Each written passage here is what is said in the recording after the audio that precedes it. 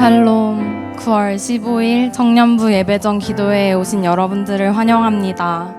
잠시 지난 한 주간 우리들의 삶을 돌아보며 중보자 되시는 예수님의 은혜를 구하고 우리의 마음을 정돈하길 원합니다. 기도하시겠습니다.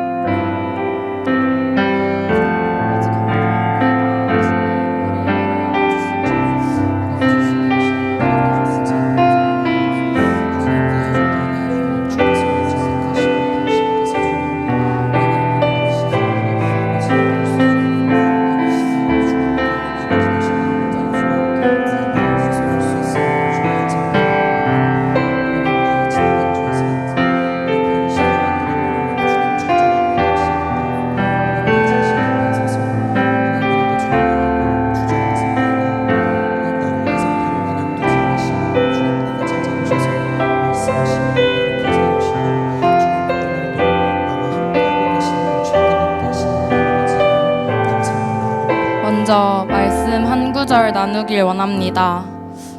하나님이 우리를 사랑하시는 사랑을 우리가 알고 믿었노니 하나님은 사랑이시라. 사랑 안에 거하는 자는 하나님 안에 거하고 하나님도 그의 안에 거하시느니라. 요한일서 4장 16절 말씀. 아멘. 하나님은 사랑 그 자체이시며 하나님의 사랑은 환난이나 고난이나 박해나 기근이나 어떤 위험 가운데서도 끊어지지 않는 사랑입니다. 그저 단순한 감정의 사랑이 아닌 나를 살리신 사랑을 허락하신 이로 말미암아 우리는 하나님 안에 거하고 사랑 안에 거하는 자녀로 허락되었습니다. 그 크신 하나님의 사랑을 알고 누리며 나누는 오늘의 예배, 우리 청년 공동체 되길 소망합니다. 먼저 예배를 위해 기도합시다. 지난 주일 말씀을 기억하며 하나님 임재를 갈망하고 하나님의 장대하심을 묵상하는 예배가 되길 원합니다. 우리의 주의를 항상 하나님께 기울이며 겸손히 나아가길 소망합니다. 또한 우리를 사랑하시는 하나님을 알고 서로 사랑하며 기뻐 찬양하는 예배가 되게 해달라고 다 함께 기도합시다. 하나님 아버지 감사합니다.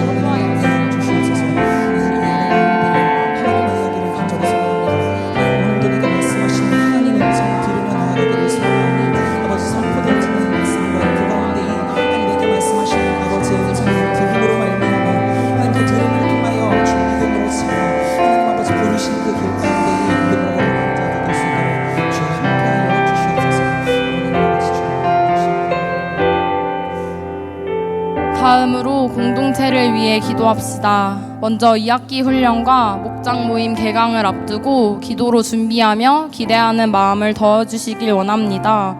그리고 지난 금요일과 토요일에 출발한 캄보디아와 유국 아울리치 팀이 하나님의 인도하심으로 나아가고 살아계신 하나님을 깊이 경험하는 아울리치가 되길 원합니다.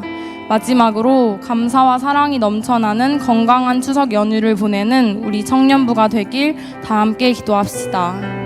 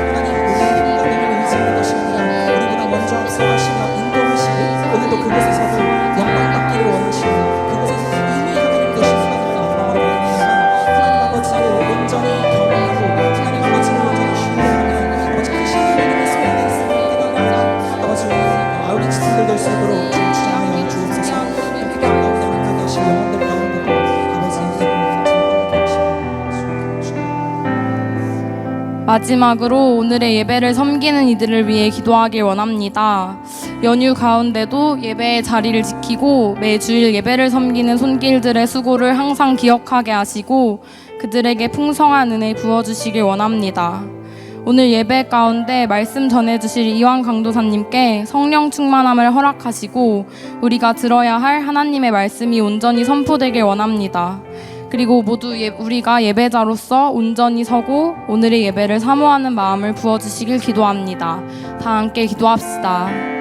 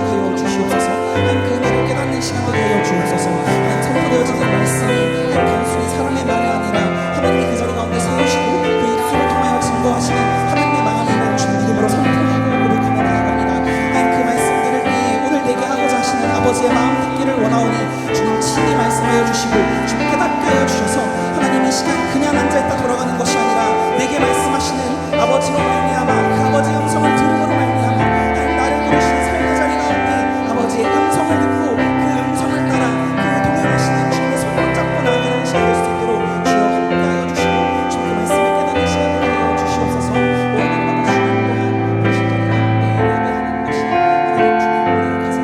오 하나님 아버지 주님 또한 계신 자리 가운데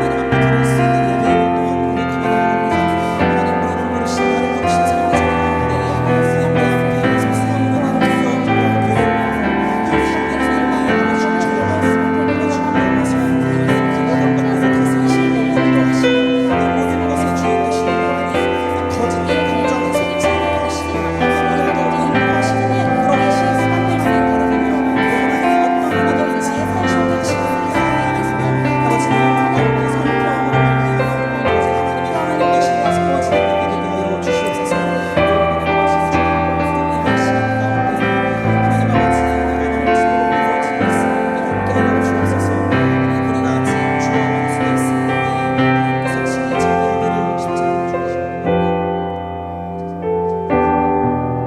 가장 감사합니다. 오늘도 복된 주일 주님 앞에 나와 주님께 우리의 마음을 드리며 나아갈 수 있는 이 은혜의 자리를 허락하시니 감사합니다. 주님, 우리를 죽기까지 사랑하셔서 자기 아들을 내어주신 그 하나님의 사랑을, 그 예수 그리스도의 사랑을 오늘 더 깊이 알아가기 원하고 만나기 원합니다. 이 시간 그 사랑 앞에 우리의 마음을 두며 나아가기 원하오니 주님, 우리의 마음 가운데 하나님보다 앞서고 있는 마음이 있다면 멈추어 서서 주님께서 우리의 삶을 통해 일하시는 그 하나님이심을 고백하고 또 겸손히 나아가는 시간 되게 하시고, 내가 헛된 것들을 구하고 있다면 주님 다시 한번 멈추어 서서 주님께서 원하시고 구하게 하시는 것들이 무엇인지 아버지 나의 삶을 점검하여 하나님 앞에 경외함으로 주님 나의 삶이 바로 세워지는 오늘 예배의 시간 될 수 있기를 원하오니 주님 그렇게 우리의 삶을 다스려 주시고 오늘 예배 가운데 함께하여 주시옵소서. 이 시간 그 주님만을 바라보는 귀한 시간 되기를 원합니다. 감사드리며 예수님의 이름으로 기도드립니다. 아멘. 다 함께 자리에서 일어나셔서 사도신경으로 예배 시작하며 나아가겠습니다. 전능하사 천지를 만드신 하나님 아버지를 내가 믿사오며 그 외아들 우리 주 예수 그리스도를 믿사오니 이는 성령으로 잉태하사 동정녀 마리아에게 나시고 본디오 빌라도에게 고난을 받으사 십자가에 못 박혀 죽으시고 장사한 지 사흘 만에 죽은 자 가운데서 다시 살아나시며 하늘에 오르사 전능하신 하나님 우편에 앉아 계시다가 저리로서 산자와 죽은 자를 심판하러 오시리라.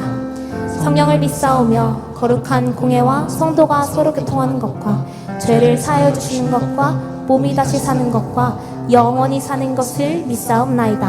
아멘.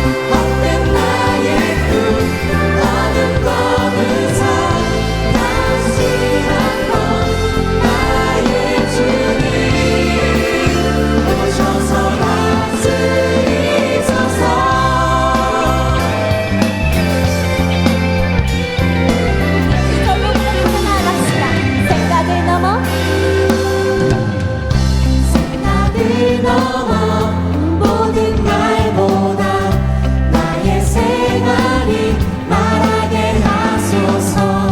세상 그 어떤 것보다 소중한 내 주님 생각을 넘어 생각을 넘어 모든 말보다 나의 생활이 말하게 하소서.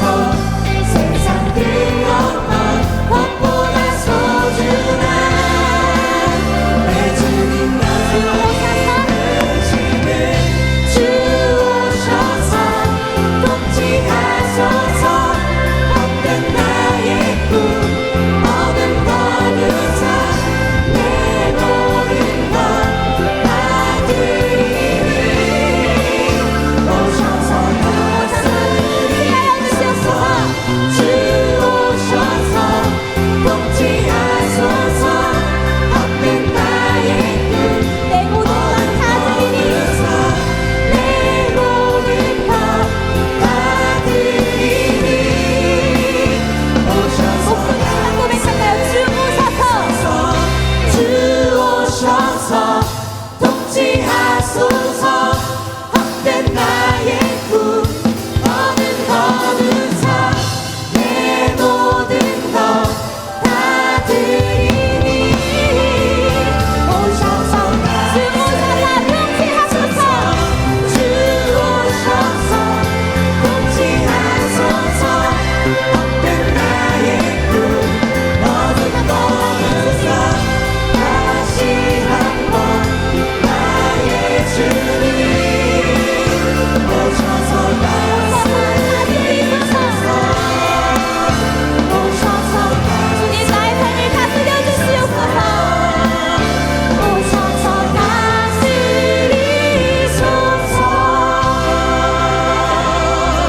주님을 찬양하며 나아갑시다. 할렐루야.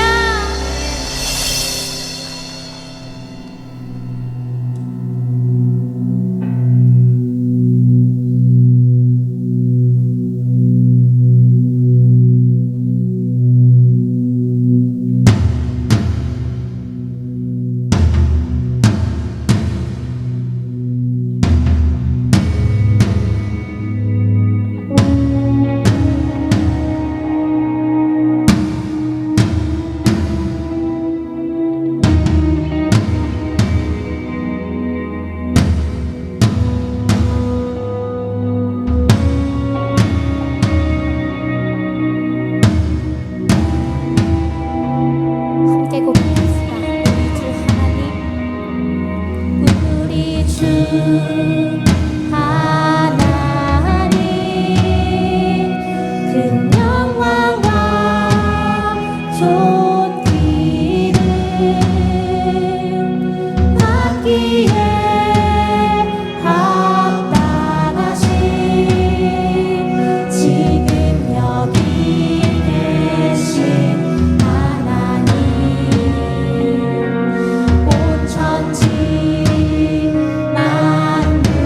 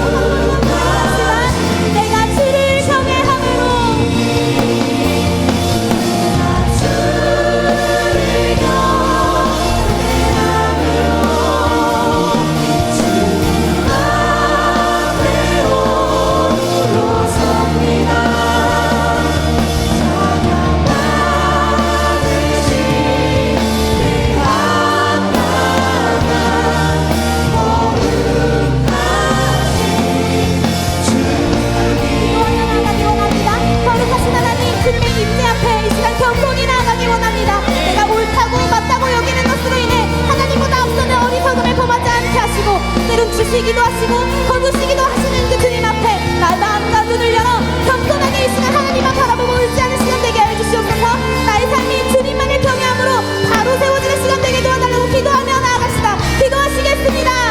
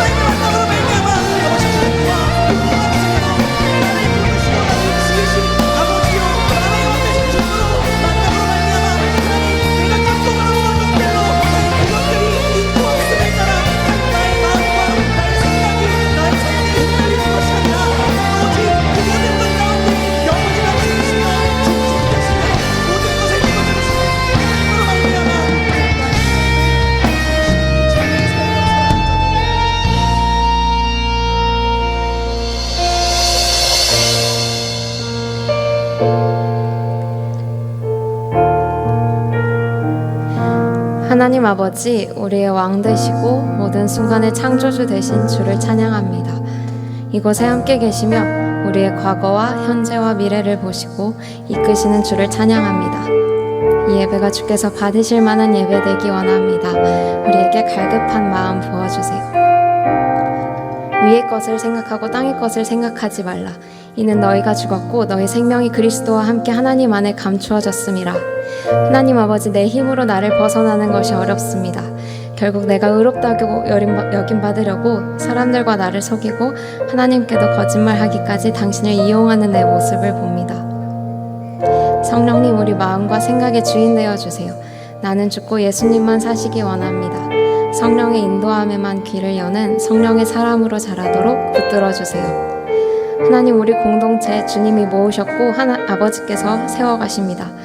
우리가 나의 편안함과 내가 인정받는 것보다 교회의 각 지체의 어려움과 필요에 더 마음을 두게 하시고 무엇보다 아버지와 마음이 통하는 공동체 되게 해주세요. 하나님, 우리 리더십들에게 아버지의 마음을 부어주셔서 지치지 않도록 지켜주시고 우리의 열심이 당신을 앞서지 않도록 깨어있는 눈 주세요.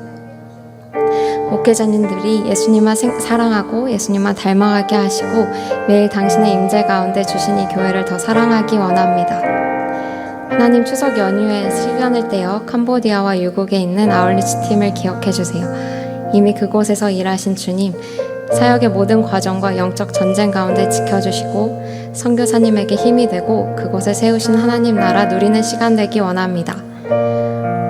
하나님, 추석 연휴 함께하는 가정이 작은 천국 되기 원합니다. 서로 이해할 수 없고 용서할 수 없었던 것들이 예수 그리스도의 사랑으로 해결되는 것을 믿습니다. 가정마다 성령님께서 만지셔서 얽혔던 것들이 풀리게 하시고 특히 예수님을 알지 못하는 가족들을 위해 기도하는 청년들을 위로하시며 그들이 예수님을 만나 그 사랑을 함께 누리게 해주세요. 추석 주변을 둘러보고 또 우리의 이웃을 더 사랑하는 마음을 주세요. 이 시간 말씀 전하시는 이완 강도사님, 성령님 붙드시고 듣는 우리의 마음밭을 준비시켜 주세요. 이곳에 예배하는 모든 예배자들이 당신을 알고 찬양하는 기쁨을 누리기 원합니다. 하나님 나라가 이곳에 임하고 아버지의 뜻이 하늘에서 이루어진 것 같이 이 땅에서도 이루어지기 소망합니다. 영원한 사랑의 주님을 찬양합니다. 예수님 이름으로 기도합니다. 아멘.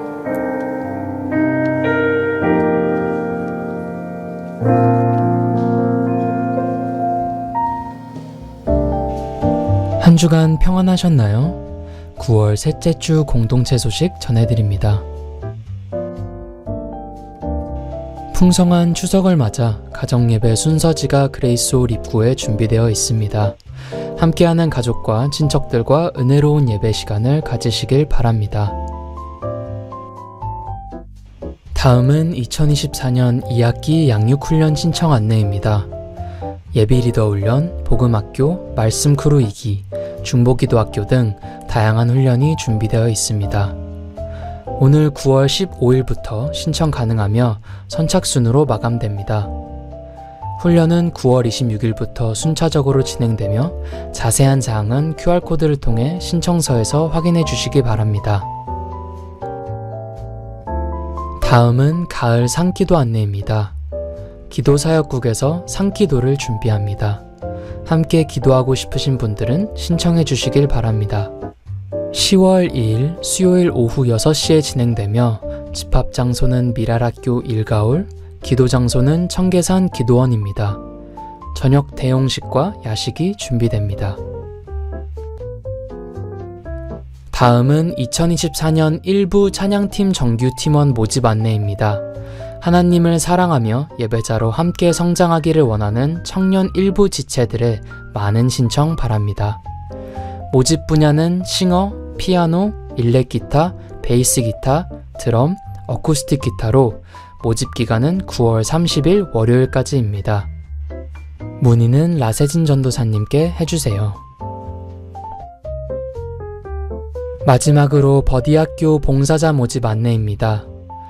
봉사 일시는 9월 21일 토요일 오전 9시 30분부터 오후 3시까지이며 장소는 삼성 모빌리티 뮤지엄 용인 자동차 박물관입니다. 모집은 9월 15일 주일 오후 9시까지이며 QR코드를 통해 신청서를 작성해 주시면 됩니다. 새 가족을 환영합니다. 모두 따뜻한 박수로 맞이해 주세요. 아울러 우리 교회에 처음 방문하신 분들께서는 예배당 뒤편에 있는 새가족실로 방문해 주시면 자세한 안내를 받으실 수 있습니다. 더 자세한 내용은 주보를 참고해 주시기 바랍니다. 가족과 함께하는 추석이 은혜롭고 행복한 시간 되시길 바랍니다. 네, 9월 15일 청년부 예배에 오신 여러분을 진심으로 환영하고 축복합니다. 또 이 시간 온라인으로 함께 예배에 참여하신 여러분 역시 동일하게 주의 이름으로 환영하고 축복합니다. 우리 이 시간 옆 사람을 보면서 이렇게 축복해 주기를 원합니다. 이렇게 인사하기를 원합니다. 예배 드리는 것이 가장 큰 복입니다. 예배 드리는 것이 가장 큰 복입니다. 네, 한 가지 광고가 있어서 또 광고하고 그 다음에 말씀을 함께 나누도록 하겠습니다. 뒤쪽에 가시면 이단 바로 알기라는 책자가 비치가 되어 있습니다. 그래서 가실 때 이거를 꼭 한 부씩 챙겨가시면 좋을 것 같습니다. 보시면 내용이 이렇게 어려운 내용들은 아니고요. 이단들이 어떤 주장을 하는지, 또 어떤 특징이 있는지, 또 어떤 문제가 있고 어떤 방식으로 포교하는지 이런 것들을 자세하게 이렇게 설명해 주고 있으니까 꼭 한 부씩 가져가 주시면 감사하겠습니다. 우리가 오늘 함께 나눌 하나님 말씀은 전도서 7장 13절에서부터 18절까지의 말씀입니다. 전도서 7장 13절에서부터 18절까지의 말씀입니다. 전도서 7장 13절에서부터 18절까지의 말씀을 저와 여러분이 한 절씩 교독하고 마지막 절은 함께 읽도록 하겠습니다. 하나님께서 행하시는 일을 보라. 하나님께서 굽게 하신 것을 누가 능히 곧게 하겠느냐. 형통한 날에는 기뻐하고 곤고한 날에는 되돌아보아라. 이 두 가지를 하나님이 병행하게 하사 사람이 그의 장래일을 능히 헤아려 알지 못하게 하셨느니라. 내 허무한 날을 사는 동안 내가 그 모든 일을 살펴보았더니 자기의 의로움에도 불구하고 멸망하는 의인이 있고 자기의 악행에도 불구하고 장수하는 악인이 있으니 지나치게 의인이 되지도 말며 지나치게 지혜자가 되지도 말라. 어찌하여 스스로 패망하게 하겠느냐. 지나치게 악인이 되지도 말며 지나치게 우매한 자도 되지 말라. 어찌하여 기한 전에 죽으려고 하느냐. 너는 이것도 잡으며 저것에서도 내 손을 놓지 아니하는 것이 좋으니 하나님을 경외하는 자는 이 모든 일에서 벗어날 것임이니라. 아멘. 이건 이제 설교하고는 조금 상관이 없는 이야기입니다만 전통적으로 이 교회의 첫 시작은 하나님의 부르심으로 시작이 됩니다. 그래서 예배로의 부르심이 첫 시작이죠. 그래서 사회자가 하나님께서 오늘도 우리를 예배 자리로 초청하고 계십니다 라고 하는 이 시작으로부터 예배가 시작이 되었습니다. 저와 여러분이 드리는 이 예배도 역시 마찬가지인 것 같습니다. 그래서 우리는 여러 가지 갈망과 여러 기대들을 가지고 나아가죠. 하나님께서 이런 은혜 주셨으면 좋겠다. 하나님께서 이런 필요들을 채우셨으면 좋겠다 하는 이런 기대와 갈망을 가지고 예배 자리에 내가 나간다고 생각합니다. 그렇지만 예배의 시작은 우리의 모든 필요를 아시는 하나님께서 우리를 예배 자리로 초청하는 것으로부터 시작이 되죠. 그리고 하나님께서 당신의 말씀을 통하여서 우리의 영적인 모든 필요를 공급하시는 시간이 바로 예배의 시간입니다. 그래서 이 시간을 통해서 물론 이제 부족한 설교자의 설교일 수 있겠지만 하나님께서 여러분들에게 주시는 그 메시지, 하나님께서 여러분들의 유익을 위해서 부르셨고 또 오늘 선포하시는 이 메시지를 통하여서 하나님의 큰 은혜를 누리기를 바랍니다. 오늘 설교 제목은 아주 도발적인 제목입니다. 지나치게 지혜자가 되지 말라. 이 설교의 제목은 제가 지어낸 제목은 아니죠. 우리가 아까 살펴봤던 이 성경 말씀에서 나온 것을 제가 그대로 따온 것입니다. 언뜻 보면 이 말은 조금 이상한 것 같습니다. 인생을 살아가는 데 있어서 지혜가 꼭 필요하죠. 우리는 지혜롭게 인생을 살아야 합니다. 또 성경에서도 잠언 말씀을 보면 지혜를 아주 중요하게 여기고 지혜로운 자가 되도록 권면하는 내용들이 참 많이 등장을 하죠. 그런데 지혜서라고 불리우는 이 전도서는 우리에게 지나치게 지혜자가 되지 말라라고 권면하고 있습니다. 왜 이렇게 말씀을 하고 있는 것일까요? 이 말씀은 지혜를 부정하는 말씀은 아닙니다. 도리어 세상에 있는 미련한 지혜들을 배격하고 성경적인 지혜를 갖추게 하는 것을 목적으로 하는 말씀이죠. 그래서 먼저 지혜자가 되는 것과 지혜를 구하는 자가 되는 것은 좀 구분되어야 할 것 같습니다. 지혜자가 되는 것은 보통 세상 사람들이 생각하는 지혜의 개념이죠. 내가 어떤 지식을 쌓거나 경험들을 토대로 내가 지혜를 소유하여서 그 지혜를 가지고 세상을 판단하고 하나님을 판단하는 것, 이것이 세상 사람들이 말하고 있는 지혜의 목적입니다. 그런데 성경의 목표는 좀 다릅니다. 성경은 지혜자가 아니라 지혜를 구하는 자가 되기를 요구하죠. 내가 지혜를 구한다라고 하는 것은 내 안에 지혜가 없음을 전제로 하는 것입니다. 내가 지혜가 없기 때문에 지혜의 근원이 되시는 하나님께로 나아가는 것, 이게 이제 전도서가 말하는 지혜이죠. 그래서 잠언 9장 10절 말씀도 이렇게 이야기합니다. 여호와를 경외하는 것이 지혜의 근본이다. 진짜 지혜는 뭔가 하면 내 지혜의 한계성을 인식하고 지혜의 근원 되시는 하나님께 엎드리는 것이 바로 지혜라는 것이죠. 성경은 우리로 하여금 하나님을 경외함으로 참된 지혜자가 되라고 교훈합니다. 우리가 오늘 살펴볼 이 전도서의 말씀 역시 이러한 배경을 가지고 살펴보면 좋을 것 같습니다. 여러분, 그 전도서 하면 어떤 표현들이 많이 떠오르시나요? 딱 전도서 하면은 시그니처처럼 이렇게 떠오르는 표현이 있죠. 뭐죠? 네, 헛되고 헛되니 모든 것이 헛되다. 그러니까 다 헛되다라고 하는 이 표현이 전도서에 정말 많이 등장을 합니다. 그래서 전도서라는 책을 읽어가다 보면 종종 당황스러울 때가 있어요. 그러니까 전도자가 다 헛되다 그러는 거예요. 열심히 사는 것도 헛되고 해 아래 수고하는 것도 헛되고 결혼하는 것도 헛되고 다 헛되다고 이야기를 하는 겁니다. 그래서 어차피 죽을 인생이니까 막 살을 하는 건가, 그런 생각도 좀 들고는 하죠. 근데 전도서는 사실 헛됨을 강조하는 책은 아닙니다. 헛되다라는 단어가 39번이 등장을 합니다. 물론 구약 성경 전체를 놓고 봤을 때 거의 절반 가까운 헛되다는 표현이 전도서에 등장을 하죠. 그런데 이 전도서에 또 많이 등장하는 단어가 하나님이라는 단어입니다. 하나님이 43번 등장을 하고요. 또 그것보다 더 많이 등장하는 단어가 지혜라는 단어입니다. 지혜가 총 51번이 등장을 하죠.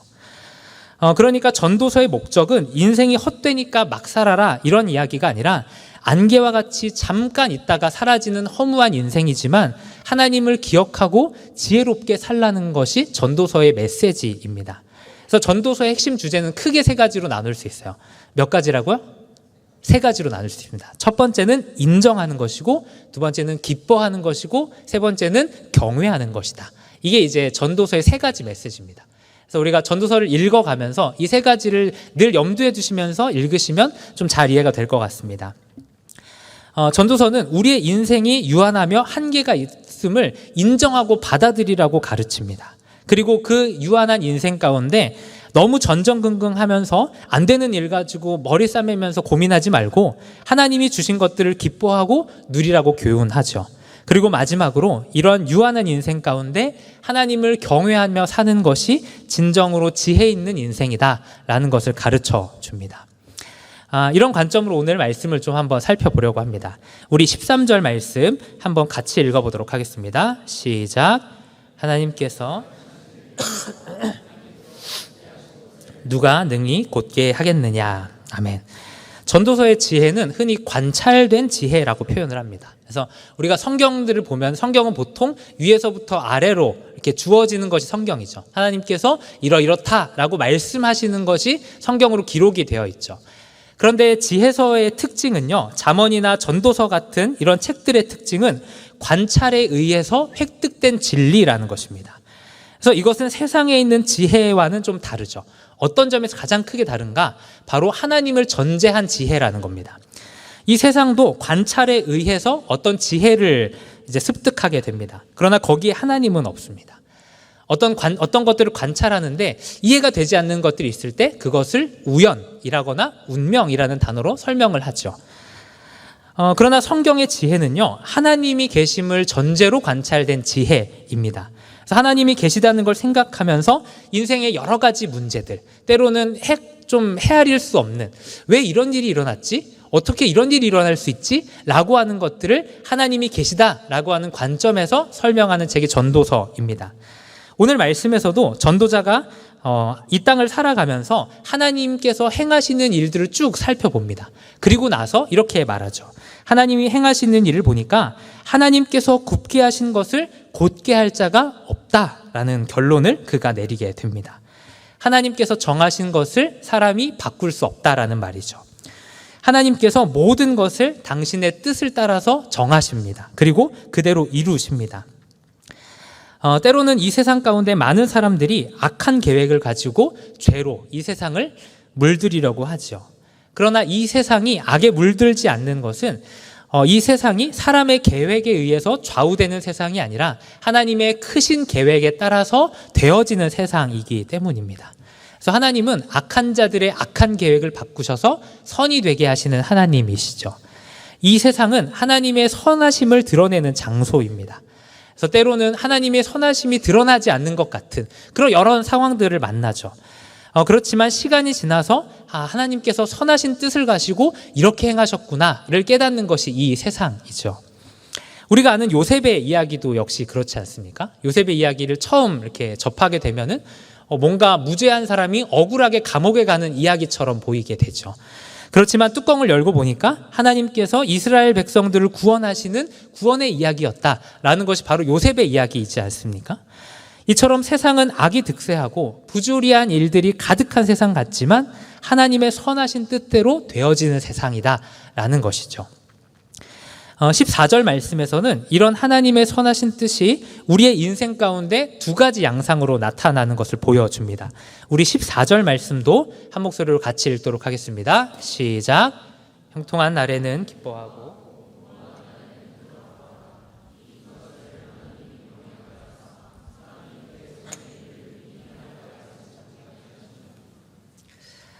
우리를 사랑하시는 하나님께서 그분의 선하신 뜻에 따라서 형통한 날도 주시고 곤고한 날도 주십니다. 중요한 것은 우리를 사랑하기 때문에 나에게 형통한 날을 주시고 나를 미워하기 때문에 곤고한 날을 주시는 것은 아니라는 것입니다.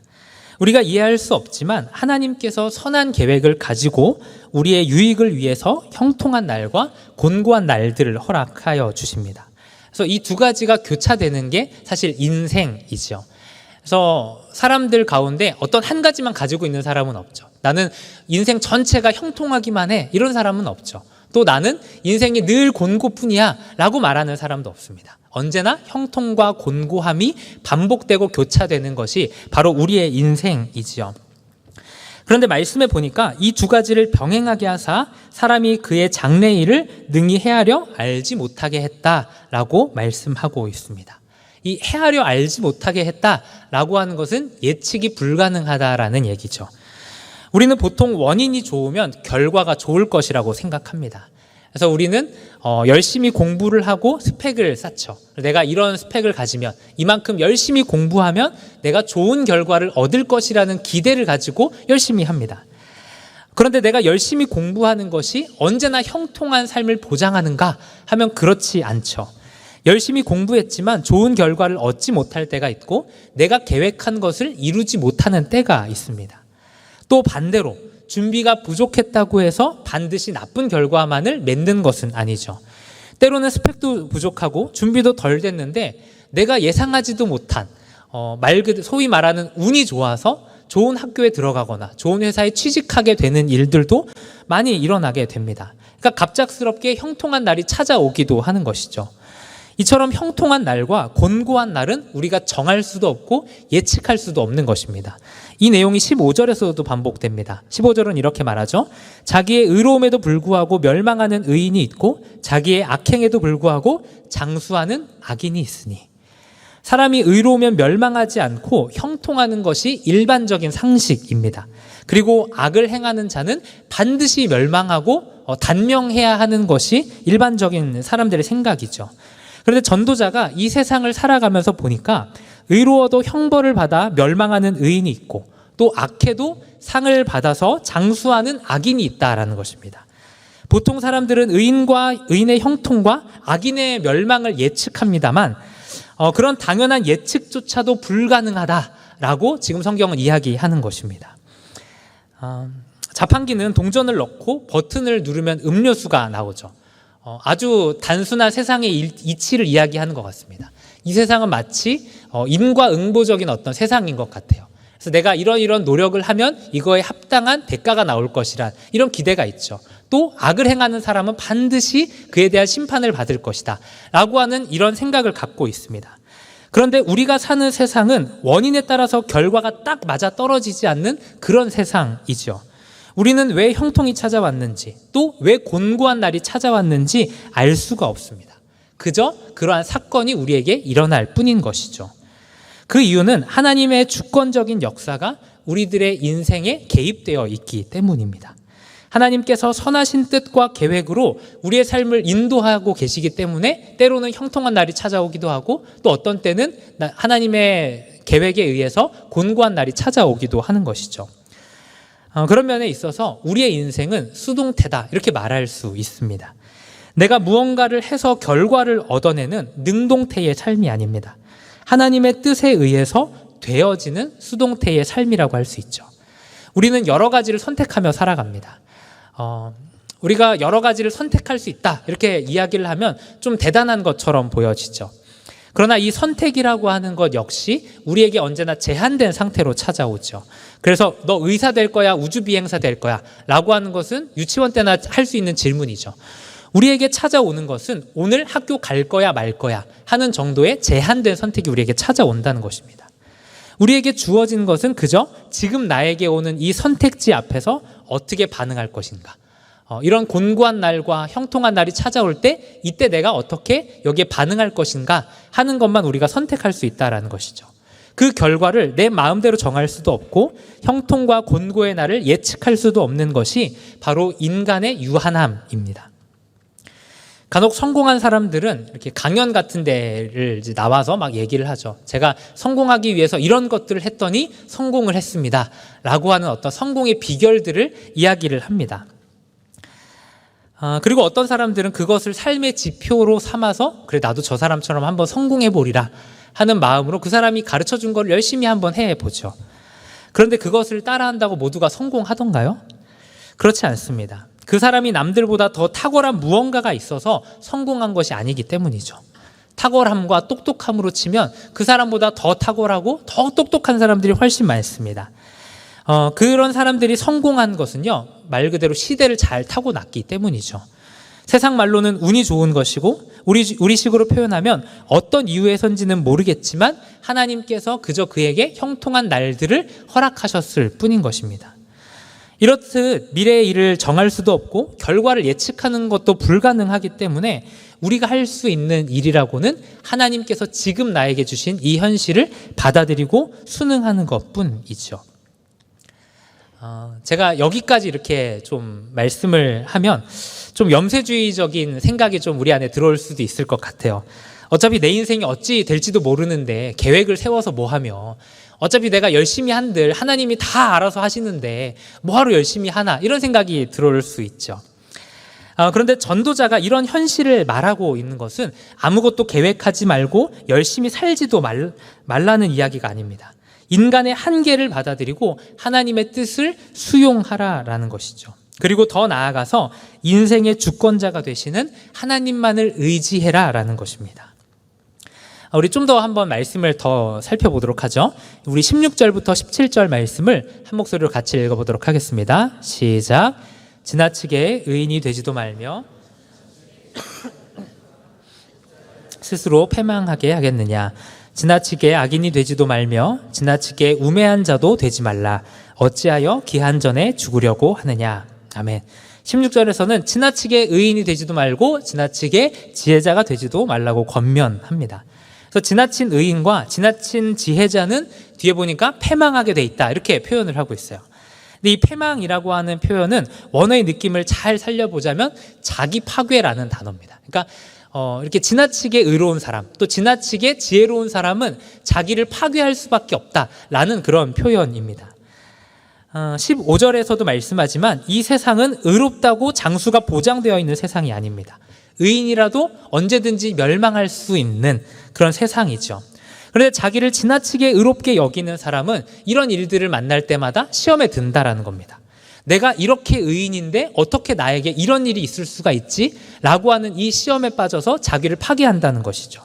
또 지나친 지혜자 역시 자신의 지혜로 담지 못할 이 세상의 여러 가지 일들을 바라보면서 이 세상이 이렇게 가면 안 되지 라고 하는 이 생각 때문에 자기를 파괴할 수밖에 없죠. 우리는 너무도 지나친 의인이었기에 또 너무도 지나친 지혜자였기 때문에 자기를 파괴했던 한 사람을 알고 있습니다. 그 사람의 이름은 욥이죠. 욥은 너무 의로웠기 때문에, 너무 지혜로웠기 때문에 하나님의 일하심을 이해할 수가 없는 겁니다.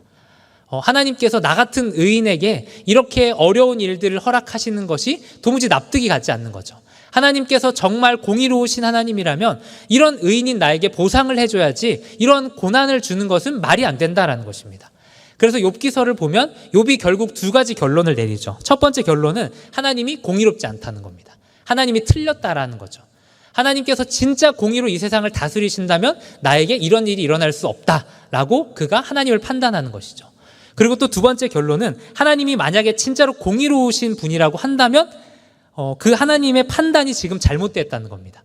하나님이 지금 뭔가 단단히 착각하셔서 나에게 제대로 된 상을 주시는 게 아니라 벌을 주고 계신다. 이거 하나님이 잘못됐다라고 자신의 지혜로 하나님을 판단하게 되죠. 이처럼 자신을 지나치게 의인이라고 생각하는 사람, 자신을 지나치게 지혜롭다고 생각하는 사람은 그 의로움과 그 지혜를 가지고 하나님과 세상을 판단할 수밖에 없는 거죠. 그리고 그로 말미암아 자신을 파괴하게 되어집니다. 이 말씀은요, 지나친 의인과 지혜자가 되려는 미련한 행동을 멈추라는 것입니다. 우리는 의인이 될 수 없죠. 또 우리는 지혜자가 될 수 없습니다. 왜냐하면 우리는 한계가 있는 존재이기 때문입니다.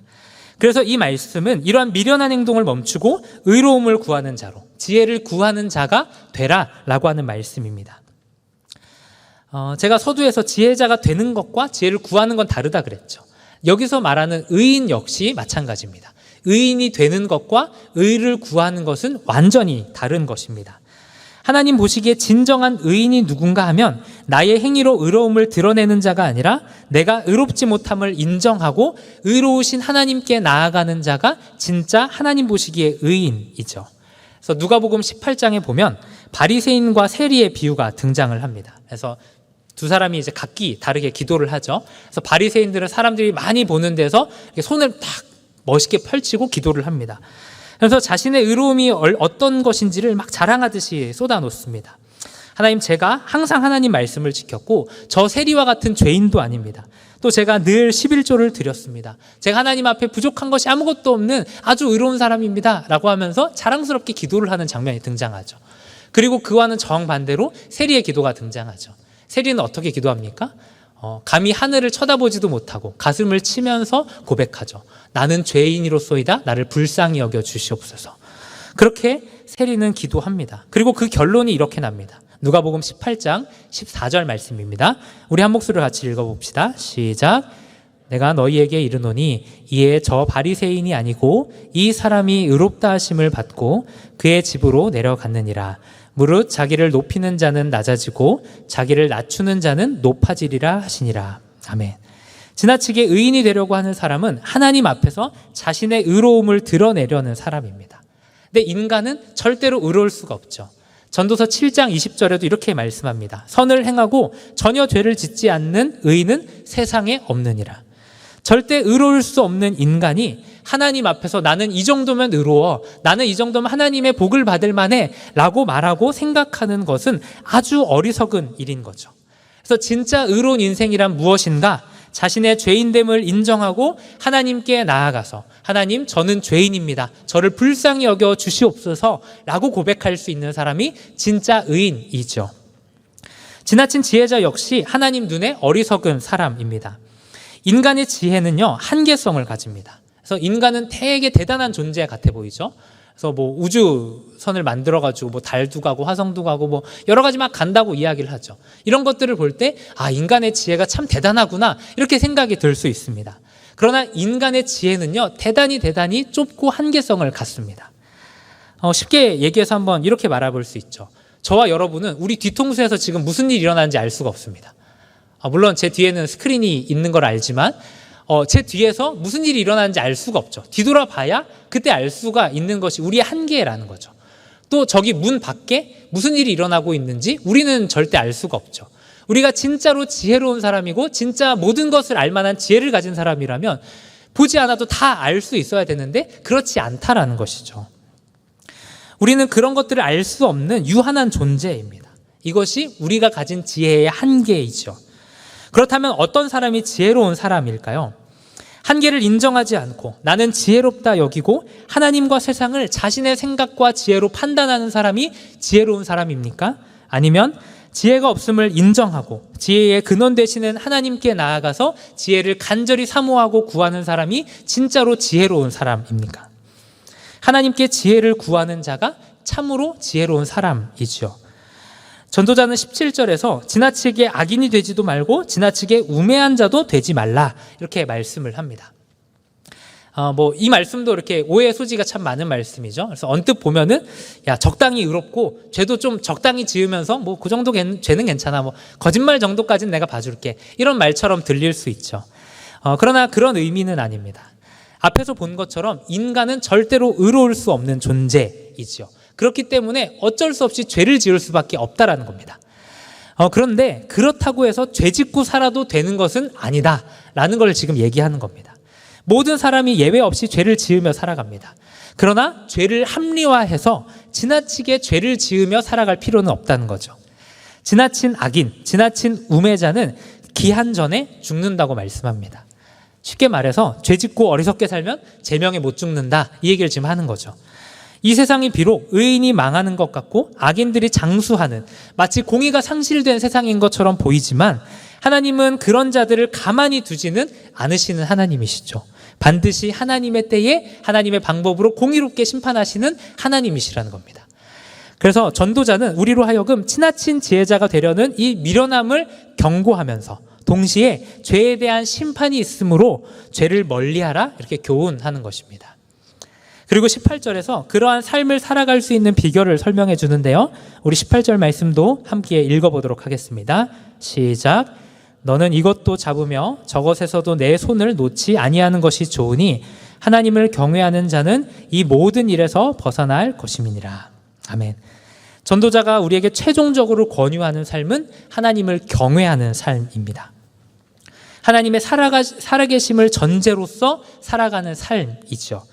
하나님의 살아계심을 믿을 때 우리는 자신의 지혜로 세상과 또 나에게 닥쳐진 일들을 판단하려는 어리석은 생각을 내려놓게 됩니다. 그리고 하나님께서 다스리시는 이 세상을 나의 지혜로는 결코 파악할 수 없음을 인정하면서 나보다 더 크신 그 하나님의 계획이 있음을 고백하면서 하나님의 지혜를 의지하며 살아가게 되죠. 또 하나님이 계시다라고 하는 사실은 우리를 모든 죄와 더러움으로부터 지켜주죠. 하나님이 계시며 하나님의 공의로운 심판이 있다라는 것을 우리가 알기 때문에 비록 내가 죄를 지을 수밖에 없는 죄인이지만 이런 죄로부터 나를 끊임없이 멀어지게 하려고 하는 그런 인생을 살아가게 됩니다. 그렇다면 경외하는 삶이라는 것은 무엇일까요? 우리가 하나님을 경외한다. 아까 찬양 가사를 통해서도 하나님을 경외함이라는 이제 그런 표현이 있었는데, 그러면 하나님을 경외한다라는 말은 무엇일까요?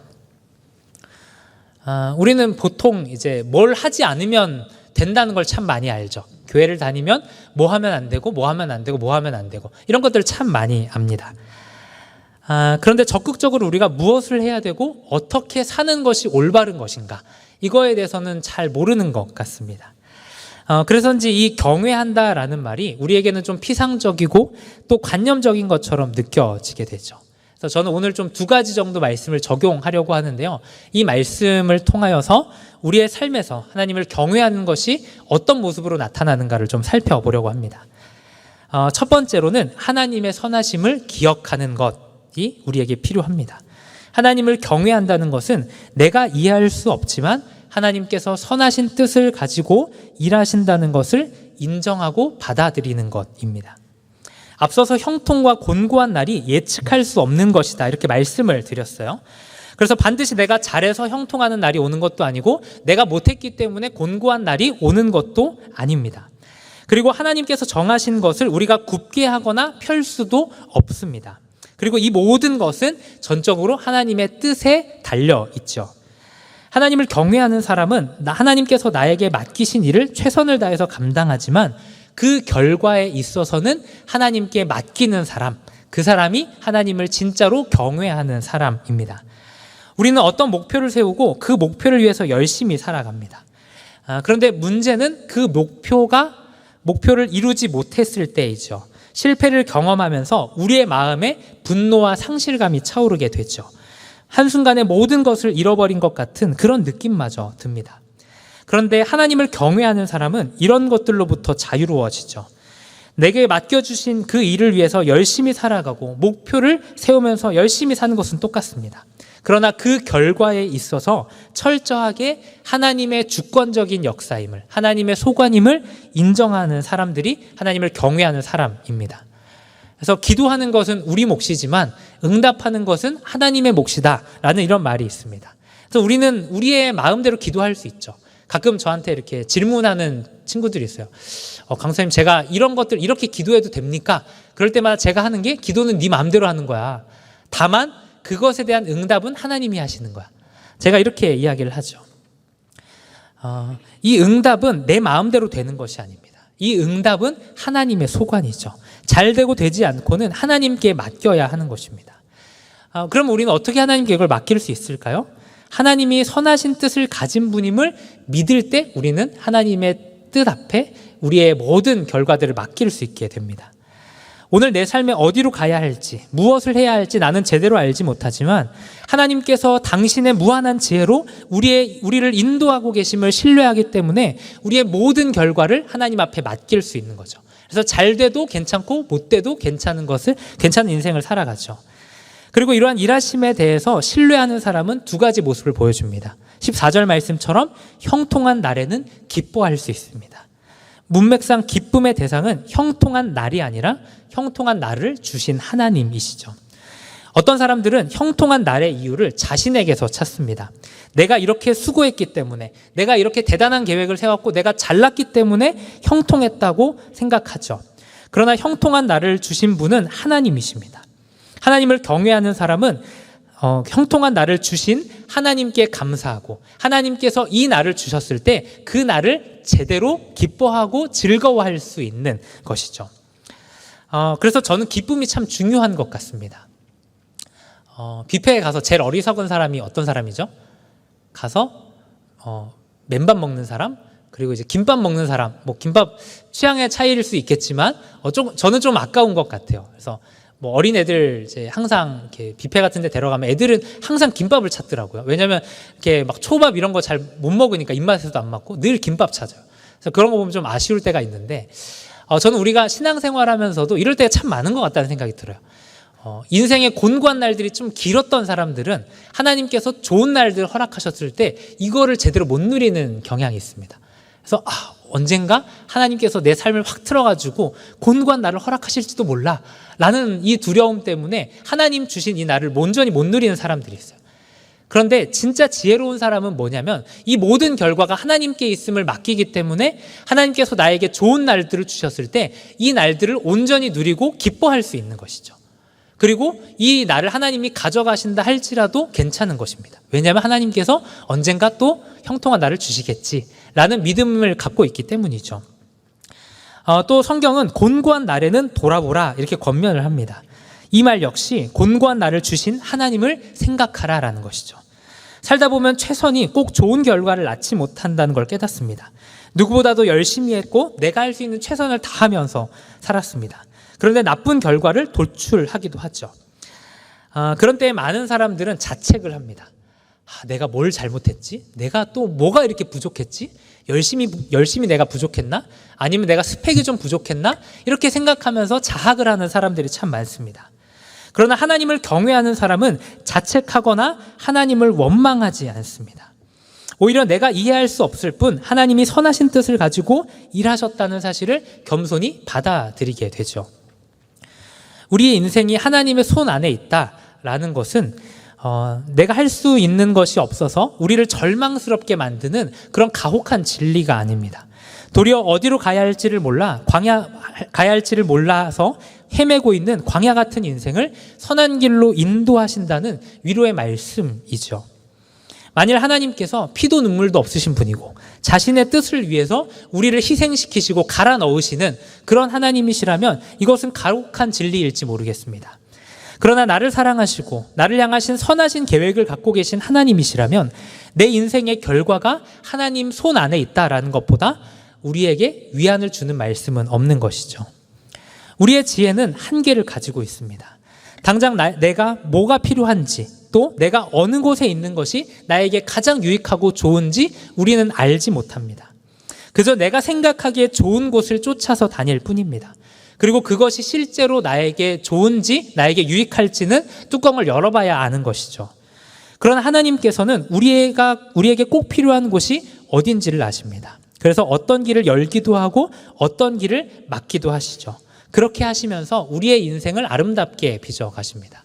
그래서 시편 말씀처럼 그가 나를 푸른 풀밭과 쉴만한 물가와 푸른 풀밭으로 인도하시는 하나님이시죠. 근데 우리는 어디가 쉴만한 물가인지 푸른 풀밭인지 알 수 없습니다. 그러나 그 모든 것을 아시는 하나님께서 우리를 선하게 인도하시죠. 그래서 하나님을 경외하는 사람은 이것을 인정하는 사람입니다. 내 삶이 형통하게 흘러갈 때도 이 모든 것을 주신 분이 하나님이심을 고백하며 하나님께 감사하고 하나님이 주신 날들을 즐거워할 수 있습니다. 그리고 곤고한 날을 주셔서 어려움을 겪고 이해되지 않는 일들을 만날 때일지라도 그 가운데에서도 여전히 하나님의 선하신 뜻이 있음을 믿고 인정하며 살아갈 수 있는 것이죠. 그래서 하나님을 경외하는 사람은 이 모든 결과로부터 좀 자유로울 수 있는 것 같습니다. 전도서의 말씀은 우리에게 이렇게 권면하는 것 같아요. 되지 않는 인생 때문에, 되지 않는 목표 때문에 너무 절망하지 마. 그거 너가 잘못해서 그런 거 아니야 라고 이야기하는 것과 같습니다. 하나님께서 때가 되면 하나님의 때에 하나님의 방법으로 우리의 삶을 열어가시고 만들어 주시죠. 그래서 우리는 이 곤고한 날과 형통한 날을 선택할 수 없고 우리가 이것을 정할 수 없고 이것을 만들어낼 수 없다라는 사실을 인정하면서 하나님께서 이런 일들을 허락하셨을 때 하나님을 인정함으로 내 뜻보다 더 크신 하나님이 계획이 있음을 우리가 믿음으로 고백하면서 살아가야 합니다. 그리고 이것이 바로 하나님을 경외하는 사람들의 삶입니다. 두 번째로는 기도하라입니다. 여러분은 하나님을 경외하며 살고 계십니까? 아닌가요? 네. 하나님을 경외하십니까? 여러분 만약에 하나님을 경외하신다면 그 하나님을 경외하는 것이 어떤 것을 토대로 하나님을 경외한다고 여러분들은 말하고 있습니까? 경외라는 단어는 신앙 고백적인 표현이 아닙니다. 경외는 우리의 삶에서 반드시 행동으로서 나타나게끔 되어 있습니다. 그래서 하나님을 경외한다라고 하는 것과 하나님을 경외하는 삶은 동떨어진 것이 아니죠. 하나님을 진짜로 경외하는 사람은 하나님을 경외하는 삶으로 그 삶을 나타내 보여줍니다. 그래서 창세기 22장에 가면 하나님께서 아브라함을 시험하시는 장면이 등장을 합니다. 그래서 내 독자 이삭을 바쳐라 이렇게 말씀을 하시죠. 그래서 아브라함이 이 말씀에 순종해서 이삭을 바치기 위해서 산으로 데려갑니다. 그리고 칼을 뽑아들고 이삭을 진짜 찌르려고 할 그때 하나님께서 말씀하시죠. 아브라함아 아브라함아 그 아이에게 손대지 말라. 내가 내 아들 독자까지도 내게 아끼지 아니하였으니 내가 이제야 내가 하나님을 경외하는 줄 내가 알겠다라고 말씀을 하시죠. 하나님께서는 아브라함이 하나님을 경외한다라는 사실을 알고 계십니다. 그런데 그 경외함이 순종이라고 하는 실제적인 행위로 드러나기를 요구하시죠. 마찬가지로 하나님께서는 저와 여러분이 하나님을 경외한다라고 하는 것이 우리의 삶 가운데 실제적인 행동으로 드러나기를 원하십니다. 경외함을 오늘 말씀을 토대로 좀 적용을 해보자면요. 내가 지혜가 없음을 인정하고 지혜의 근원 되시는 하나님께 날마다 나아가 지혜를 구하는 자가 되어야 합니다. 그래서 경외라고 하는 이 말이 항상 하나님 앞에 엎드려 기도하는 것으로 나타나야 하는 것이죠. 많은 사람들이 경외한다고 말하지만 실제 삶에서 그렇지 않은 경우들을 봅니다.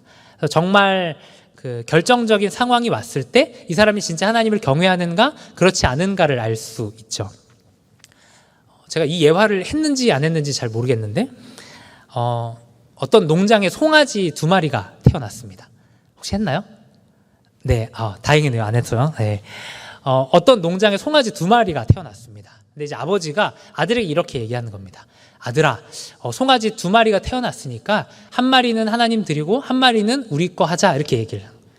근데 아들이 좀 궁금했습니다. 근데 2마리니까 뭐가 하나님 건가 이게 이제 아들이 궁금했어요. 그래서 아버지 근데 뭐가 하나님 거예요? 이렇게 질문을 하니까 아버지가 대답을 합니다. 그거는 조금 있어 보면 알아. 그래서 며칠이 지났습니다. 근데 며칠이 지나고 나니까 이 2마리 송아지 중에 한 마리가 시름시름 앓다가 죽은 겁니다. 그때 아버지가 이야기합니다. 아들아, 하나님의 송아지가 죽었다.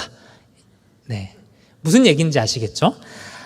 우리는 결정적인 순간에 하나님과 관계된 것부터 끊는 나쁜 버릇이 있습니다. 우리 바쁘고 중요한 일을 만났을 때 뭐부터 안 하죠? 네, 저만 기도부터 안 하나요? 기도부터 줄이죠. 정말 바쁠 때 말씀 읽는 시간부터 줄이죠. 말씀 읽을 때 막 예전에는 이렇게 정독을 했는데 바쁘면 이렇게 말씀 이렇게 막 읽잖아요. 이렇게 샥샥샥 이렇게 넘어가잖아요. 또 우리는 경제적으로 어려움이 올 때 헌금부터 줄이죠. 그러니까 우리는 계속 하나님과 관계된 것부터 줄이는 나쁜 습관이 있습니다. 결정적인 순간에 하나님과의 시간을 포기하는 사람, 이런 사람과 또 내가 바쁘지만 내가 정말 어렵지만 더욱더 하나님께로 나아가는 사람, 둘 중에 누가 진짜 하나님을 경외하는 사람입니까? 어떤 상황 가운데서도 하나님께 나아가는 사람이 진짜 하나님을 경외하는 사람이죠. 내 인생에 중요한 시험이 있고 정말 중요한 사건들이 있습니다. 그러나 그때마다 기도하기를 포기하는 것이 아니라 더욱더 기도의 자리로 나아가고 하나님의 뜻과 지혜를 구하는 사람이 진짜 하나님을 경외하는 사람이죠. 내 삶의 주권이 하나님께 있음을 고백하며 하나님의 은혜를 구하는 사람, 하나님의 도우심을 바라볼 수 있는 그 사람이 진짜 하나님을 경외하는 사람입니다. 어떤 자매가 대학원에 들어갔습니다. 근데 이제 대학원생들이 하는 일 중에 하나가 이 채점을 하는 일이에요. 채점을 하고 점수를 매기는 일입니다.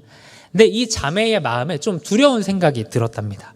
내가 채점을 하고 점수를 매긴 것 때문에 누군가의 성적이 결정되고 이 사람의 진로가 바뀔지도 모르는데 내가 어떻게 이 일을 할 수 있을까? 내가 나의 지혜로 이것을 도무지 감당할 수 없겠다라는 이런 생각이 들었답니다. 그래서 이 자매가 어떻게 했냐면 학교에 가기 전에 새벽에 나와서 기도하기를 시작했다고 이야기합니다. 그래서 하나님, 저의 채점에 따라서 학생들의 성적이 갈리게 될 텐데 하나님, 제가 채점을 바르게 할 수 있도록 지혜와 분별력을 허락해 주세요. 이렇게 날마다 기도를 했다고 합니다. 그리고 이 자매가 시간이 지나서 학교를 졸업하고 회사에 들어갔습니다. 그런데 회사에 가서도 여전히 매일 새벽에 교회에서 기도를 하고 가는 겁니다. 제가 질문을 했습니다. 피곤할 텐데 왜 새벽마다 나와서 기도합니까? 이렇게 질문을 하니까 이 자매가 이렇게 말하는 거예요. 기도하지 않고 하나님의 도우심을 구하지 않았는데 오늘을 어떻게 살아갈 수 있습니까? 저에게는 그런 힘이 없습니다. 이렇게 말을 했습니다. 그 이야기를 듣는데 참 목회자로서 많이 부끄러웠습니다. 제가 말로는 하나님을 경외한다고 말하고 하나님을 의지한다고 고백하지만 매일 기도하지 않음에도 매일 하나님의 도우심과 은혜를 구하지 않으면서 살아가는 날들이 너무나도 많았기 때문이죠. 하나님을 경외하는 사람은 반드시 기도하는 사람입니다. 기도하지 않는 사람치고 하나님을 경외하는 사람은 없습니다. 이 세상을 살아갈 지혜와 능력이 없기 때문에 하나님 앞에서 엎드려서 기도하는 사람이야말로 진정으로 하나님을 경외하는 사람입니다. 전도서가 말해주는 것처럼 저와 여러분은 지혜를 구하는 자가 되어야 합니다. 내가 가진 지혜가 한계가 있고 그 짧은 지혜로는 이 세상을 살아갈 수 없기 때문에 그 사실을 고백하기 때문에 하나님을 경외함으로 매일마다 기도의 자리, 하나님의 지혜를 구하는 그 자리 가운데 엎드려서 기도하는 자가 되어야 하는 것이죠. 또 말씀을 읽는 것 역시 그렇습니다. 여러분, 우리가 말씀을 왜 읽습니까? 하나님의 말씀에 순종하기 위해서 말씀을 읽지 않습니까? 때로는 하나님의 말씀이 우리가 마음에 들지 않는 것을 요구할 때가 있죠. 누군가를 용서하기 싫은데 그 사람을 용서하라는 말을 하는 겁니다. 그때 내 머릿속에 이런 계산들이 막 되는 거죠. 내가 이 사람을 용서할 때 야기되는 수많은 문제들이 떠오릅니다. 용서한 것이 나에게 아무런 유익이 되지도 않는다라는 판단이 들고요. 내가 이렇게 말했을 때 저 사람이 이렇게 반응할 게 분명하니까 나는 그 사람을 절대 용서할 수 없어. 이렇게 생각하기도 합니다. 그런데 하나님을 경외하는 사람은 내 생각이 아니라 하나님의 말씀을 더욱 의지하는 사람이죠. 비록 나에게 요구하시는 하나님의 그 요구가 이해가 되지는 않습니다. 그러나 내가 지혜가 없어서 다 헤아리지 못할 뿐 하나님께서 나에게 틀린 것을 요구하실 리가 없다라는 것, 하나님의 말씀이 언제나 정답이라는 것을 믿음으로 고백하며 그 말씀에 순종하며 살아가는 사람이 하나님을 경외하는 사람이죠. 이것이야말로 하나님을 진짜로 경외하는 사람의 모습입니다. 말씀을 결론 내리도록 하겠습니다. 이 세상은 인간의 지혜와 능력을 한껏 높이는 데 관심이 있습니다. 그러나 성경은 정반대로 하나님이 얼마나 크고 광대하신지를 알라고 이야기합니다. 그리고 하나님을 알고 그분을 경외하는 것이야말로 우리의 인생을 참으로 지혜롭게 살아가는 유일한 비결이라고 가르쳐 줍니다. 인생의 문제는요, 내가 얼마나 대단한 존재인가를 보는 데서 인생의 해답을 찾을 수 있는 것이 아닙니다. 인생의 문제에 대한 답은 언제나 하나님이 얼마나 크신가를 보고 크신가를 고백하는 것에서부터 우리의 수많은 문제와 수많은 어려움들이 해결되는 것이죠. 그래서 저는 여러분들에게 조금 권면하기는 우리가 찬양할 때마다, 우리가 찬양을 들을 때마다 나를 위로해주는 찬양도 참 좋습니다만 하나님이 얼마나 크신 하나님이신가 하는 것들을 고백하는 찬양들을 참 많이 하는 게 중요한 것 같아요. 그런 찬양들을 많이 하면서 하나님이 이렇게 크시구나, 하나님이 이렇게 광대하시구나, 하나님이 나의 삶뿐만 아니라 이 세상 모든 것을 주관하고 다스리시는 전능자이시구나 하는 것들을 우리가 고백하면서 그 하나님 앞에 내가 처한 문제가 얼마나 작은 것인가, 내가 하는 고민들이 얼마나 보잘것없는 것인가를 발견하게 될 수 있습니다. 그래서 바라기는 우리가 찬양할 때마다 하나님을 높이고 하나님의 광대하심을 믿음으로 고백할 수 있는 우리가 되었으면 좋겠습니다. 인생을 살아가면서 나의 작음을 깨달으십시오. 그리고 하나님의 크심을 기억하십시오. 크신 하나님께서 무한하신 지혜로 우리의 삶을 끌어가고 계십니다. 그래서 때로는 형통한 날을 주시기도 하고 때로는 곤고한 날을 주시기도 합니다. 그러나 이 모든 일들은 우리를 사랑하시기 때문에 주시는 일들입니다. 우리를 사랑하심으로 나의 삶을 형통으로 때로는 곤고한 날들로 우리의 인생을 빚어가시고 만들어 가십니다. 그리고 그런 하나님을 인정하고 날마다 지혜로 하늘의 지혜를 구하며 나아가는, 기도함으로 하늘의 지혜를 구하며 나아가는 저와 여러분이 되기를 간절히 소망합니다. 우리 시간 함께 찬양하기 원합니다. 우리 시간 같이 찬양할 때는 우리 주 하나님이라는 찬양을 같이 찬양하기 원합니다. 우리 시간 다 같이 일어나서 이 찬양의 가사를 고백합시다. 이 찬양의 가사와 같이 우리 하나님은 큰 영광과 존귀와 찬양을 받으시기에 지극히 합당하신 분이십니다. 우리의 인생의 모든 문제는 하나님을 찬양하기 시작할 때, 하나님의 높음을 고백하며 그 하나님께 합당한 영광을 올려드리기 시작할 때 비로소 해결되는 것입니다. 우리 이 시간 온 마음을 다해서 하나님을 찬양합시다. 하나님의 크심을 높이며 나아갑시다.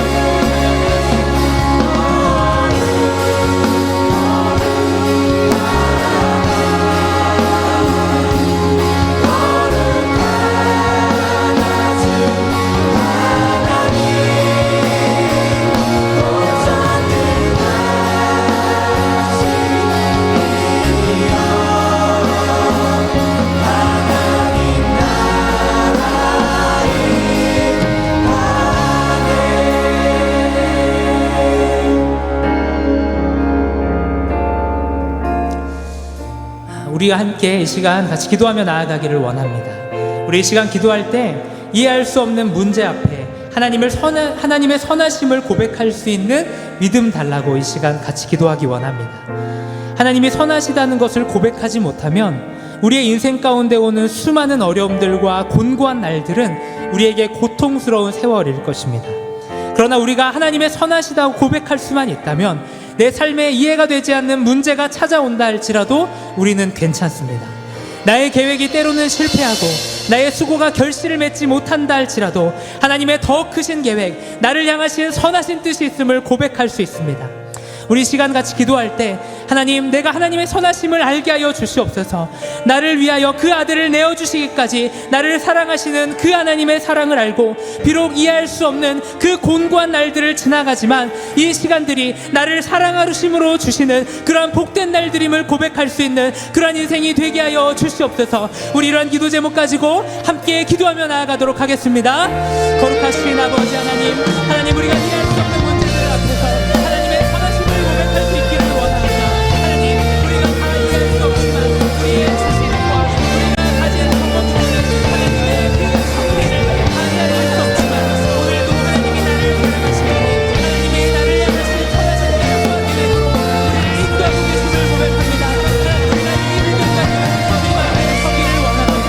하나님, 우리가 주님의 선하심과 고백할 수 있다면 하나님, 나의 삶에 이해가 되지 않는 수많은 문제들을 만난다 할지라도 하나님의 선하심을 고백하고 나의 백성을 더 크신 하나님의 계획이 고백할 수만 있다면 하나님, 우리가 믿음 가지고 이 세상을 살아가는 것을 고백합니다. 하나님, 우리에게 믿음을 더하여 주시옵소서.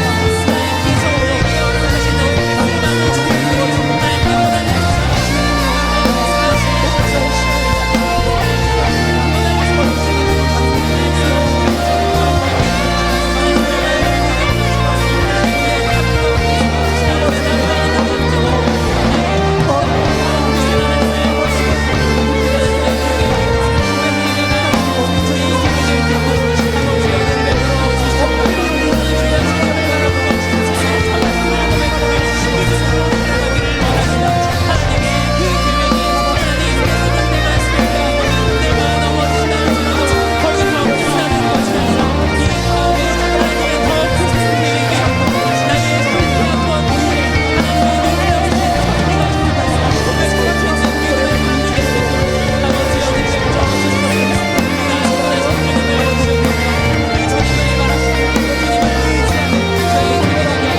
주시고 하나님께 원하는 우리 시간 다시 한번 기도할 때 하나님을 경외하기로 함께 결단하며 기도하기를 원합니다. 저와 여러분은 지혜가 없는 자들입니다. 그렇기에 지혜의 근원 되시는 하나님께 나아가 날마다 지혜를 구해야 합니다. 우리 이 시간 겸손하게 지혜 없음을 인정합시다. 그리고 날마다 하나님의 지혜를 힘입어 살아가기를 결단합시다. 우리 이 시간 기도할 때 또 말씀을 읽을 때 매 순간 나의 명철이 아닌 하나님을 의지하며 살아가게 하여 주옵소서. 하나님만이 참 지혜의 근원이시오니 그 하나님의 뜻을 구하고 날마다 하나님의 뜻을 쫓아 살아가는 인생이 되게 하여 주시옵소서. 우리란 기도 제목 가지고 함께 기도하며 나아가도록 하겠습니다. 사랑과 은혜가 풍성하신 하나님 아버지, 우리가 날마다 하나님을 경외함으로 우리의 인생 가운데 삶을 누리며 나아가기를 원합니다. 하나님, 우리가 지혜가 없기 때문에 하나님 앞에 날마다 지혜를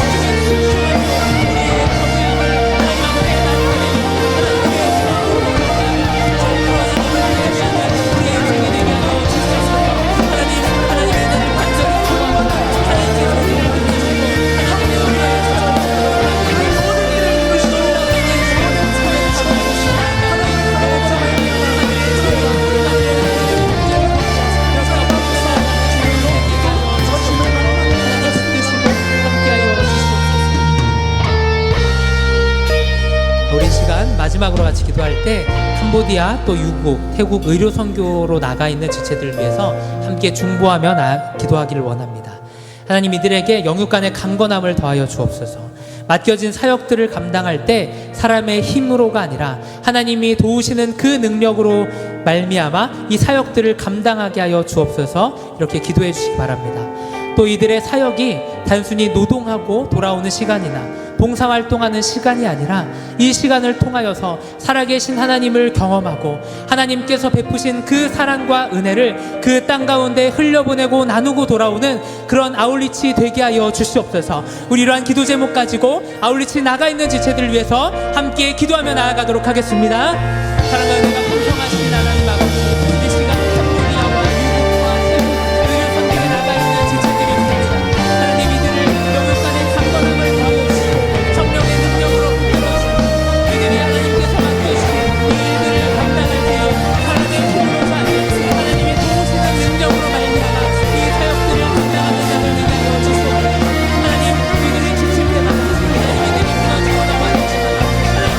넘어지지만 하나님,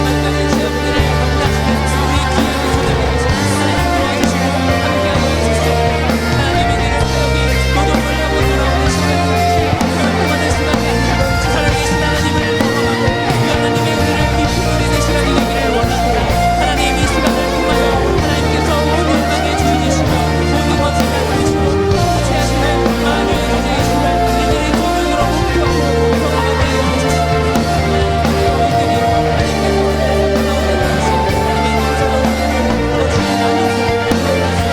능력을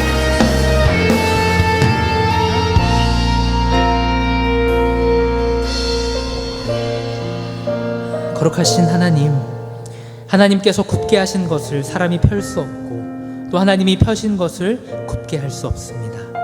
또 우리의 인생의 형통과 곤고한 날들이 언제 오는지 우리가 다 헤아려 알 수도 없습니다. 그러나 하나님, 이 모든 것이 하나님의 선하신 뜻 아래에서 우리를 향하신 선하신 계획 안에서 주어진 줄 믿사오니 내 뜻과 다르다 할지라도 내 지혜로 이해되지 않는다 할지라도 날마다 하나님을 인정하며 하나님을 경외함으로서는 우리들의 인생이 되게 하여 주시옵소서. 그리하여 형통한 때에 이 모든 것이 하나님께로부터 왔음을 기억하고 하나님께 감사하는 자가 되게 하여 주시고, 곤고한 때일지라도 이 모든 일이 하나님께로부터 왔음을 기억함으로 겸손한 마음으로 하나님의 뜻과 하나님의 때를 기다리는 저희 모두가 되게 하여 주시옵소서. 하나님, 우리에게 의로움이 없어서 지혜가 없어서 날마다 지혜의 근원 되시는 하나님을 경외함으로 엎드리기 원합니다. 매일 우리에게 주어진 일상 가운데 지혜의 근원 되신 하나님으로부터 지혜를 구하고 하나님의 뜻과 방법을 물으며 날마다 순종으로 주 앞에서 주님을 찬양하고 경배하는 우리들의 인생이 다 되게 하여 주시옵소서. 우리의 연약함을 주님께 온전히 맡겨드립니다. 매 순간 우리의 연약함 가운데 우리의 연약함을 넘어서 역사하시는 하나님의 일하심이 있음을, 크신 하나님의 경륜이 있음을 믿음으로 바라보고 그렇게 고백하며 우리의 인생 가운데 주어지는 수많은 일들 가운데 너무 애쓰지 말고, 너무 목숨 걸지 말고, 너무 고통스러워하지 않고 괴로워하지 않는 우리들의 인생이 되게 하여 주시옵소서. 감사를 드리옵고 살아계신 예수님의 이름으로 기도드렸습니다. 아멘. 우리 이 시간 찬양하시면서 준비하신 예물 하나님 앞에 올려드리도록 하겠습니다.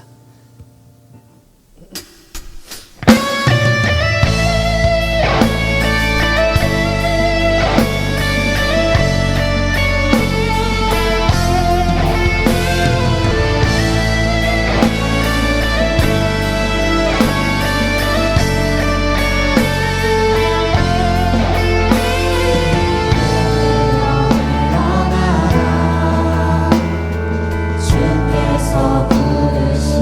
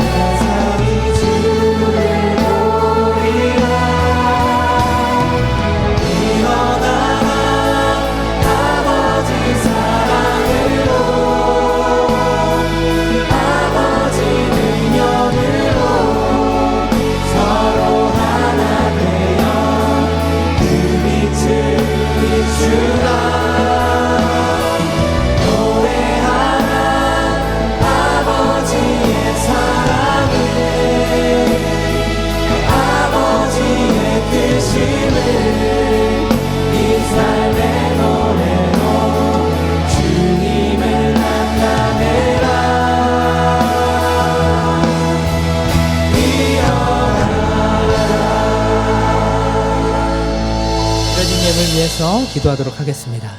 은혜로우신 하나님 아버지, 이 모든 것이 하나님께로부터 왔음을 고백합니다. 우리가 하나님께 드리는 이 예물 역시 은도 내 것이요 금도 내 것이라 말씀하신 하나님께로부터 온 것임을 믿사오니 하나님 앞에 예물을 드릴 때마다 주신 하나님께 감사함으로 또 주실 주님을 기대하는 마음 가지고 나아오는 우리 모두가 되게 하여 주시옵소서. 하나님, 이 예물을 통하여서 하나님의 영광이 나타나기를 원합니다. 비록 우리가 드린 것은 미약하지만 하나님께서는 지극히 작은 것을 들어 하나님의 일을 이루시는 능력의 주님이신 줄 믿습니다. 하나님, 이 예물을 통하여 지금도 하나님을 알지 못하는 열방과 민족 가운데 하나님의 영광을 나타내는 일에 귀하게 이 예물을 사용하여 주시옵소서. 감사를 드리며 살아계신 예수님의 이름으로 기도드렸습니다. 아멘. 우리 이 시간 주님께서 가르쳐 주신 기도로 오늘 예배를 마치도록 하겠습니다. 하늘에 계신 우리 아버지여, 이름이 거룩히 여김을 받으시오며 나라가 임하시오며 뜻이 하늘에서 이루어진 것 같이 땅에서도 이루어지이다. 오늘 우리에게 일용할 양식을 주시옵고 우리가 우리에게 죄 지은 자를 사하여 준 것 같이 우리 죄를 사하여 주시옵고 우리를 시험에 들게 하지 마시옵고 다만 악에서 구하시옵소서. 나라와 권세와 영광이 아버지께 영원히 있사옵나이다. 아멘.